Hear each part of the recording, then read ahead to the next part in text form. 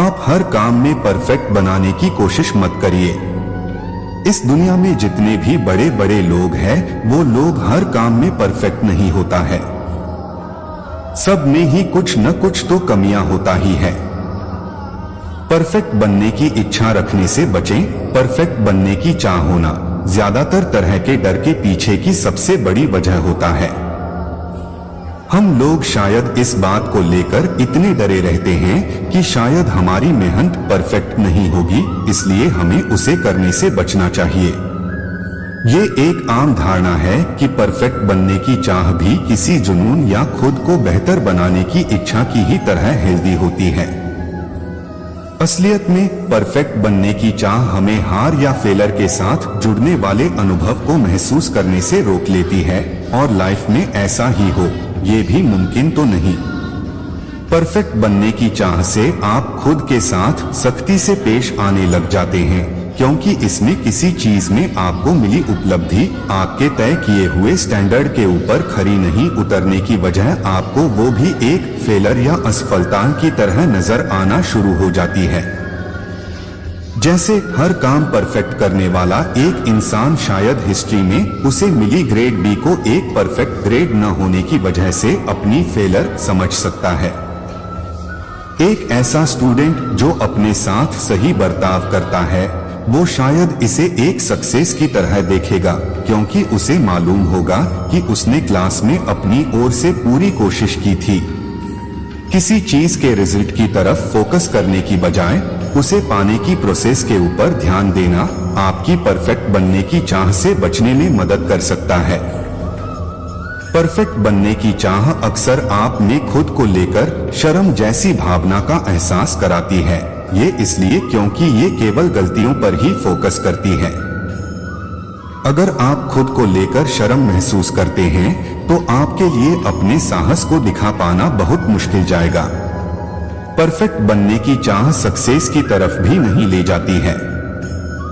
असल में ऐसे कई सारे लोग जो खुद को एक परफेक्ट इंसान की तरह बताते हैं, वो असफल होने की भी उम्मीद को गले लगाने वाले और उन्हें एक सीखने का अनुभव समझने वाले लोगों के मुकाबले कम सफल होते हैं। हर दिन की शुरुआत अपने आप को किसी लायक ठहराते हुए करें। खुद को किसी लायक ठहराना ऐसे फ्रेज या मंत्र हैं जो पर्सनली आपके लिए बहुत मायने रखते हैं। आप इन्हें अपने लिए थोड़ी दया और अपने प्रति स्वीकृति दिखाने के लिए इन्हें अपने में ही दोहरा सकते हैं।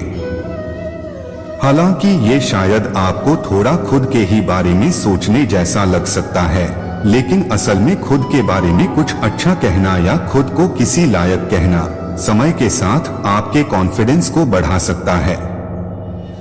जैसे आप ऐसा कुछ बोल सकते हैं, आज मैं जो भी हूँ, मैं खुद को उसी तरह से स्वीकार करता हूँ, या मैं प्यार पाने का हकदार हूँ। आप अपना साहस जुटाने के लिए भी खुद को किसी लायक ठहराने की तरफ फोकस कर सकते हैं। जैसे आप ऐसा कुछ बोल सकते हैं, मैं आज निडर बन सकता हूँ, या आज मेरे रास्ते में जो भी आने वाला है, मैं उसे संभालने के लिए स्ट्रांग हूँ। अपनी इस तरह से खुद को किसी लायक ठहराने वाली प्रोसेस को केवल अपने ही ऊपर फोकस रखें। याद रखें कि आप दूसरों को काबू नहीं कर सकते हैं। जैसे एक अच्छा आपके लिए मददगार सेल्फ अफर्मेशन कुछ ऐसा दिख सकता है, मैं आज अपने सारे डर को संभालने के लिए अपनी ओर से पूरी कोशिश करूंगा। मैं अपने बेस्ट से तो ज्यादा नहीं कर सकता। मैं दूसरों की मेरे प्रति बर्ताव या प्रतिक्रिया को भी नहीं बदल सकता। अपने सेल्फ अफर्मेशन को पॉजिटिव तरीके से बोलें। इंसान नेगेटिव स्टेटमेंट्स के लिए नेगेटिवली ही रिस्पोंड करते हैं, फिर चाहे वो बात उनके फायदे के लिए ही क्यों न हो। आज मैं अपने डर से नहीं हारने वाला कहने की बजाय ऐसा बोले, क्योंकि मैं स्ट्रांग हूँ, इसलिए आज मैं अपने डर का सामना कर सकता हूँ। अपने डर से दूरी बना लें। कभी कभी अपने डर को अपने से अलग एक चीज की तरह देखना भी मददगार हो सकता है। अपने डर को एक अलग ही तरह की चीज की तरह देखना आपको उसके ऊपर ज्यादा कंट्रोल होने जैसा फील करा सकता है। जैसे आप अपने डर को एक छोटे कछुए की तरह सोच सकते हैं। जब भी वो डरता है, कछुआ अपने सिर को अपनी शैल के अंदर ले जाता है और फिर वो कुछ नहीं देख सकता है, जो असल में किसी तरह की मदद नहीं करता। अपने डर के कछुए की कल्पना करें और खुद से ऐसा कहकर कि आप वही कर रहे हैं जो आप कंट्रोल कर सकते हैं और जो आपके हाथ में नहीं, उसके बारे में नहीं सोच रहे हैं, उसका सामना करें। ह्यूमर या कॉमिकल इमेज वगैरह को यूज करना भी आपके डर की कुछ ताकत को फालतू बनाकर आपसे दूर ले जा सकती है। अपने फ्रेंड से मदद मांगे। कभी कभी अपने फ्रेंड या करीबी लोगों की ओर से एंकरेजमेंट आए शब्द आपकी उस समय मदद कर सकते हैं जब आपको आपके साहस में कमी महसूस हो। खुद को ऐसे लोगों से घेर लें जो खुद भी कमजोर पड़ने और साहसी बनने के लिए प्रतिबद्ध हों, न कि ऐसे लोग जो उनके डर से भरे विचारों को खुद पर हावी होने देते हों। लोग एक दूसरे के इमोशन को महसूस करते हैं। इसका ठीक वही मतलब निकलता है जैसे आप किसी से उसकी सर्दी जुकाम को ले लेते हैं, ठीक उसी तरह आप आपके आसपास के लोगों के इमोशन को भी समझ लेते हैं। इसलिए खुद को ऐसे लोगों के बीच रखना जरूरी होता है जो खुद को स्वीकार करते और साहसी भी हैं। अगर आपके आसपास मौजूद ज्यादातर लोग ऐसे रहेंगे जो किसी न किसी बात को लेकर डरते हैं और अपने डर पर काबू करने के लिए कुछ नहीं करते हैं, तो आपको आपके डर पर काबू करने में बहुत मुश्किल जाएगी। मुश्किल लगने वाले काम करें। ऐसी किसी चीज में सफल होना जो आपको मुश्किल या चैलेंजिंग लगती है, आपके कॉन्फिडेंस को एक बूस्ट दे सकता है।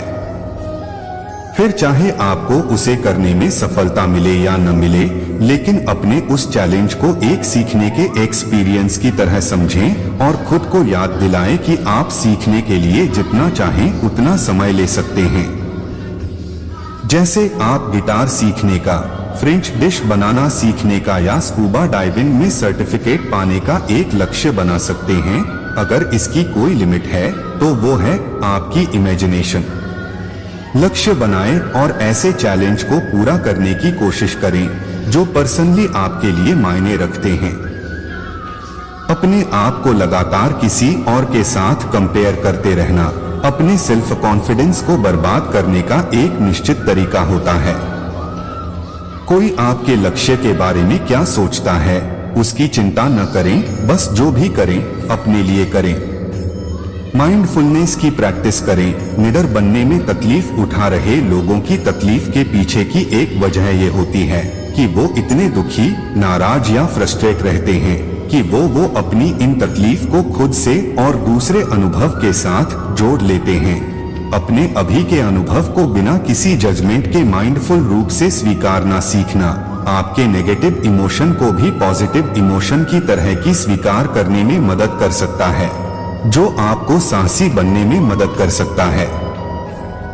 अनिश्चितता को स्वीकार करने की प्रैक्टिस करें। अनिश्चितता कई सारे डर का स्रोत होती है। हालांकि आप अपने डेली एक्सपीरियंस में धीरे धीरे अनिश्चितता के ऊपर काम करके उससे निपटना सीख सकते हैं।